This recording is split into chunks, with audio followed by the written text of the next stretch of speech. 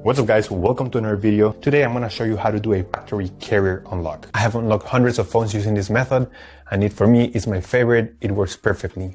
What a carrier unlock does, it allows you to use your phone with different providers. If you travel and if you want to switch SIM cards from a different company anywhere in the world, you just simply go ahead, you put your SIM card into your phone and your phone will work without any issues. So we're going to begin. So to start, we're going to get the phone's IMEI number. That's a unique number for every phone.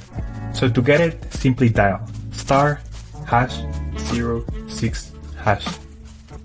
As you will see, your 15-digit IMEI number will appear in the screen of your phone.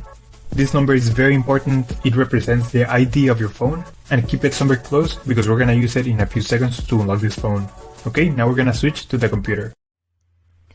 And in this website, we will request the unlock code to unlock this phone or any other phone you want to unlock. So we're going to start by filling up the information here. As you can see here, there is a form. And now you just have to wait. You have to wait until they send you your unlock code. This may take 5 minutes and up to 3 or 10 business days. It depends on every brand. I'm going to show you my personal email account so that you can see how the email will look like.